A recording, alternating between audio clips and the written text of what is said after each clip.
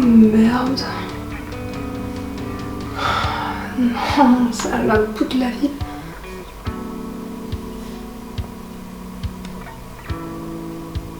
Je dois partir maintenant en fait. Putain.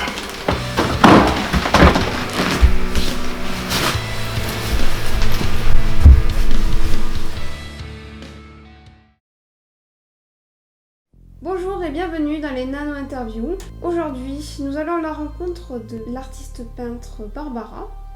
Son histoire est un petit peu particulière puisqu'elle a perdu la vue, mais ça ne l'a pas empêchée de continuer son art. Pour résumer, c'est une maladie idiopathique, donc on ne connaît pas la cause. En effet, ses problèmes de vue existaient déjà durant son enfance et se sont dégradés au fil du temps jusqu'au matin où elle s'est réveillée complètement aveugle. Depuis peu, elle voit à nouveau mais en noir et blanc. Elle se demande donc si sa perte de vue était due à un choc psychosomatique ou bien que sa vue était réapparue à force de travail, réussissant à dépasser son handicap en associant ses sens et sa mémoire.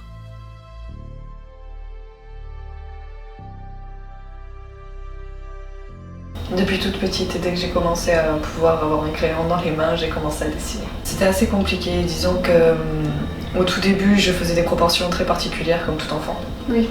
Et puis au bout d'un moment, j'ai commencé à bien évoluer, j'ai commencé à pouvoir bien dessiner. Donc ça a commencé à peu près vers 15 ans, je dessinais déjà normalement. Ouais. Ensuite, il y a eu pas mal de situations, comme par exemple le principe que j'ai perdu la vue. Donc quand j'ai perdu à l'âge de 19 ans, j'ai recommencé d'une autre manière parce que je voulais justement absolument dessiner, je voulais absolument pouvoir faire ce genre de choses. Donc la première chose que j'ai faite, c'est donc utiliser l'argile en premier pour contrôler la matière physiquement. Ensuite, j'ai utilisé donc la peinture pour la contrôler mais sans la toucher. Et ensuite, j'ai utilisé donc le mélange des deux donc pour sentir le graphite, utiliser un grillage pour la symétrie. Et tout ça, ça a été donc après la peinture et l'argile. Okay. Donc il y a eu plusieurs étapes. Une grosse procédure à faire. Ouais. Donc ça m'a pris vraiment beaucoup de temps, 2 ans.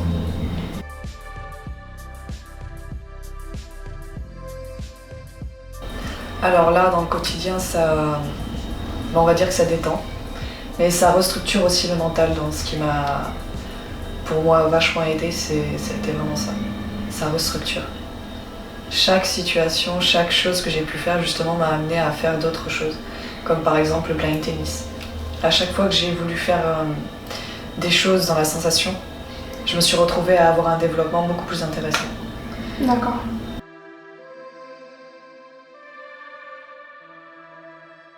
Alors j'ai toujours tout fait toute seule. Quand j'étais toute petite, j'ai eu quelques cours de dessin et tout ça, mais ça a été vraiment rapide.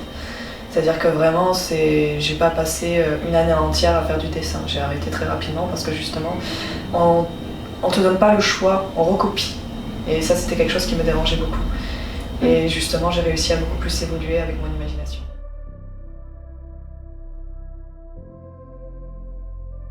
Ça me prend plus d'une journée, donc à faire celui-ci par exemple, il m'a pris une bonne semaine. J'ai pas fini de suite.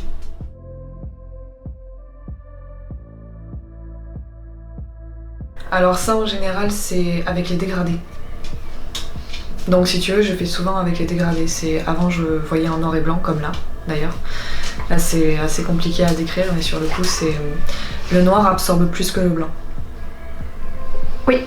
Donc sur le coup en fait je fais avec des dégradés de couleurs. D'accord. Et je me repère, je sais où est-ce que je mets mes peintures et tout ça donc voilà, c'est un peu à la chaleur.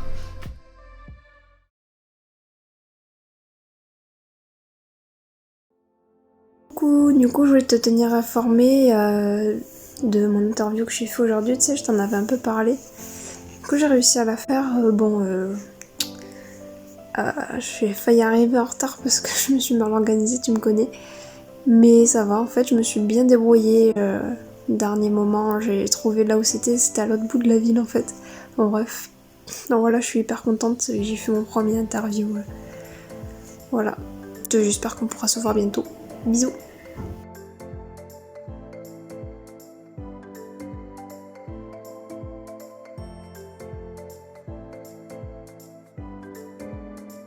Allô? Du coup c'est Mathieu Shiva, c'est Chloé Roussel, on s'était parlé par mail. Donc tu sais, je voulais faire une interview et je voulais savoir si dans la semaine ou la semaine prochaine tu avais des disponibilités et peut-être un week-end. Donc ça tire plutôt le mardi et le jeudi. Ouais, mais moi je suis court. Bon, mais peut-être dans 3 semaines plutôt. Je peux voir après si j'ai des cours qui sautent. Bon, déjà je vais filmer ton exposition, ce sera déjà pas mal. Ok, bon ben on se rappelle alors. Super. Bon ben, merci beaucoup en tout cas. Au revoir.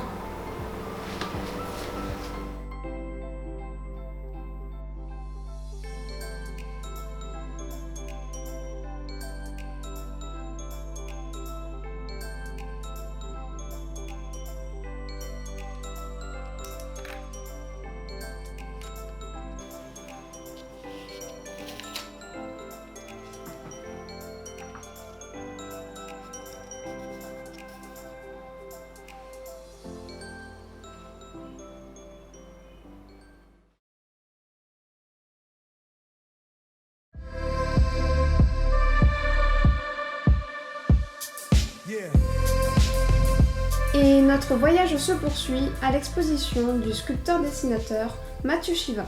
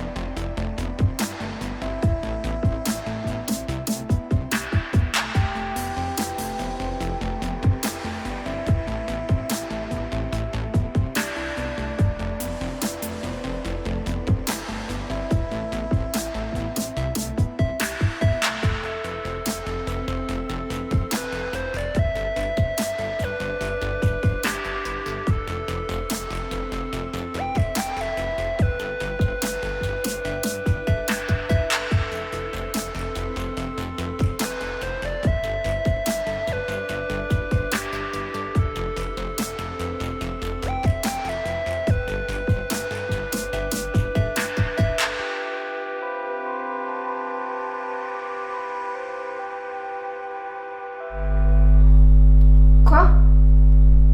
Putain, mais qu'est-ce qu'il fait? Non mais c'est sérieux là? Pourquoi il plante? Putain, mais y a jamais rien qui marche bien ici là. Putain, ça fait chier. Ah, j'ai pas le temps pour ces conneries.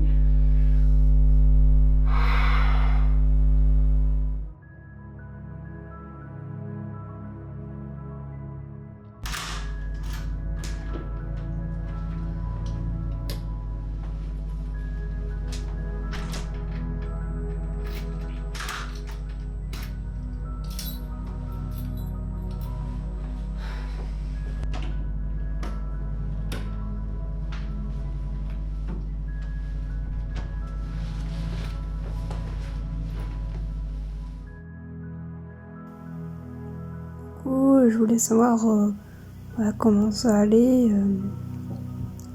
Je suis un peu à plat en ce moment parce que j'arrive pas à bosser sur mes interviews correctement, plein de galères, enfin bref. Et je me sens un peu bizarre quoi, parce que c'est bizarre à dire, mais des fois quand je marche dans la rue, je sais pas, je pense que c'est parce que j'angoisse sur les interviews, mais je ressens une présence derrière moi, j'ai l'impression de devenir tarée. Voilà, bon bref. Du coup, j'espère qu'on va pouvoir se voir demain, qu'on ait des trous en commun dans notre emploi du temps.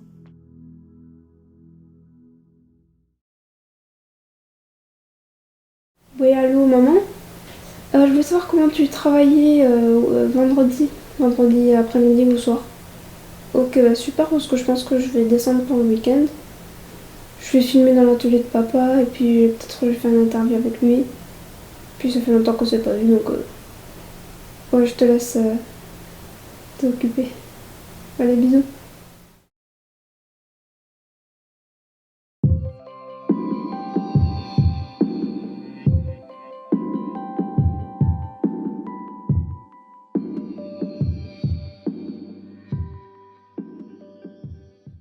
Un nouveau jour se lève, un autre artiste nous attend dans son atelier. Et nous nous retrouvons dans le Tarn, dans un atelier de sculpture et de modelage.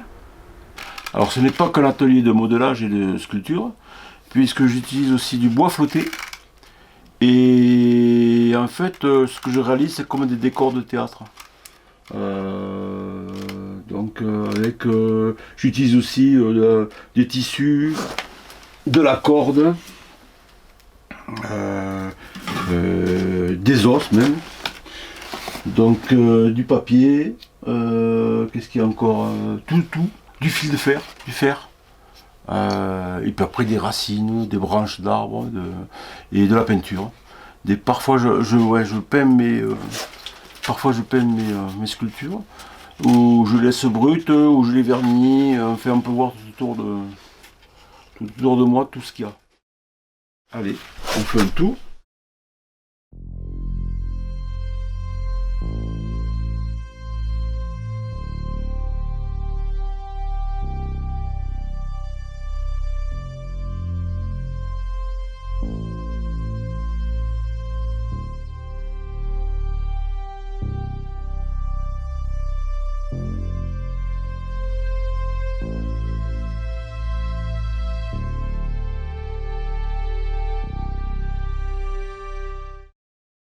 Alors ça, c'est une petite série, parce que je vais faire Sedan Farsac, je vais appeler ça.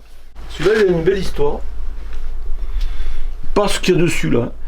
Dessous, c'est une planche comme ça, et j'ai incrusté une tête dedans. Parce que ça me rappelle Game of Thrones. Les visages dans le truc, là. Dans les murs, voilà, c'est là ça. où elle va, la petite. Voilà, et ça m'a inspiré, puis j'ai fait ça. Après, je racontais des petites histoires. Bon, j'ai fait des photos avec des... Et donc, le problème, c'est que là, je les ai entassés. Il faut que je retrouve les histoires que je raconte. Par exemple, tiens, regarde. C'est des histoires thématiques. C'est ça. J'ai fait ça parce que on y a un personnage qui sort qui était dans son étui, enfin il sort, il est en train de naître, quoi. Chrysalide. Ouais, c'est ça. Mais une chrysalide humaine, quoi.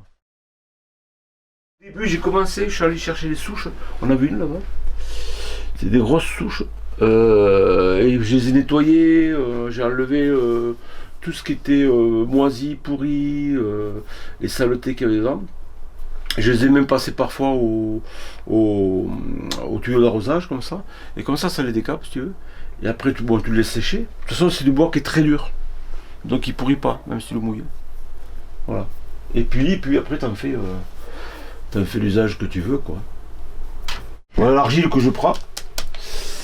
Je vais des fois à la petite rivière en bas chercher de l'argile. Mais ça, elle vient du Cultura, celle-là.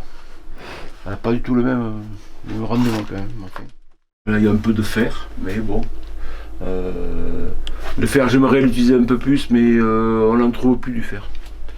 Et voilà. Il faut aller des charges, il n'y en a pas des charges, maintenant, tu peux plus y aller comme ça. Il faut les autorisations. Ah oui. Un peu plus. Ouais. De toute façon, c'est une époque où on ne peut plus faire grand-chose. Le travail se fait avec des fils conducteurs ou à l'intuition aussi, des fois. Quand je recherche un morceau, mais au départ, je ne sais pas trop ce que je vais faire avec, mais au bout d'un moment, quand même, ça vient, malgré tout. Petit à petit, avec l'imagination, on arrive à reproduire des trucs. Le truc, c'est qu'il ne faut pas se mettre de limites. On peut tout faire, en fait. Dans les limites du matériel qu'on a, et puis bon, voilà. Ça. Mais avec pas d'argent, pratiquement, on fait tout ça. Et merci à Noël Roussel pour cette interview. Nous allons effectuer un dernier voyage pour ce reportage et allons faire le bilan.